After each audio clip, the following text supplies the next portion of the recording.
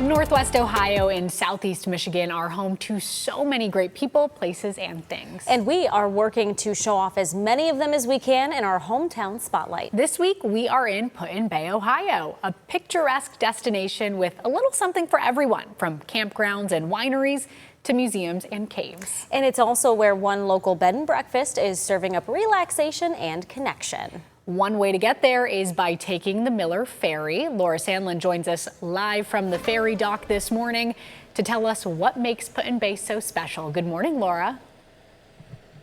Good morning, Sophia. Everybody visits the island for a different reason, and whether that is whether you want to eat or drink, have fun and relax, or simply get outside and enjoy nature. But for one local bed and breakfast owner, it is all about the connection at Ashley's Island House.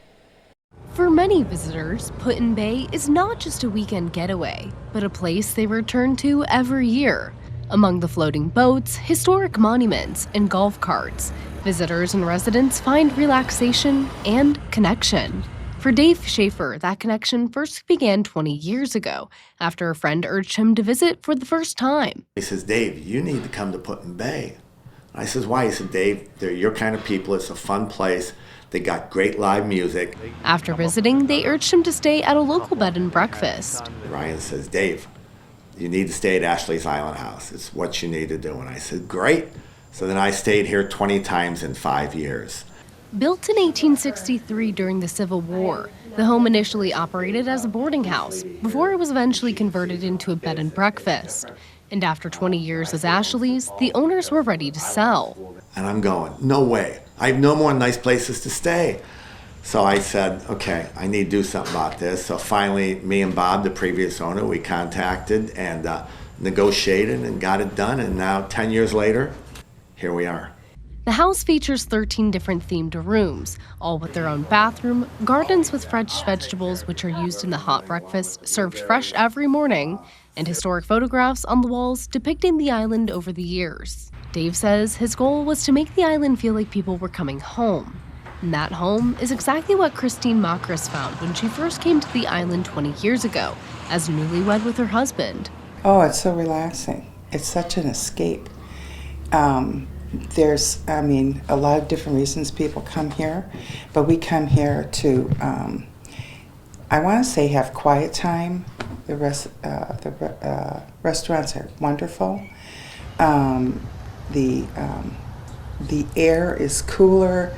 It's just like getting so far away from home when you're still close to home.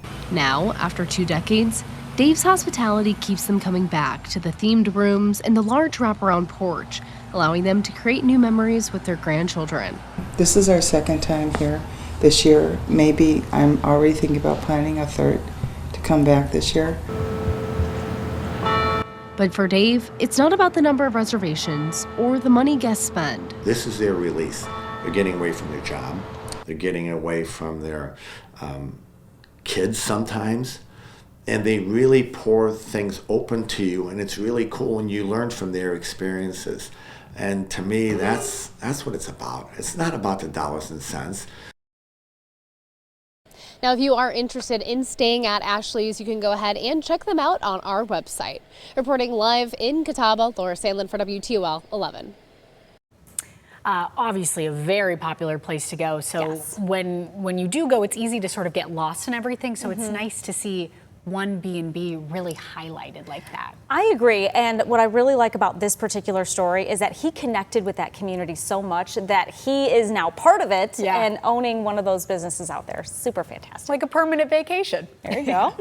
If there is something about your hometown you would like to see us spotlight, let us know. Tell us what makes your hometown special by emailing news@WTOL.com, or you can send us a message on social media.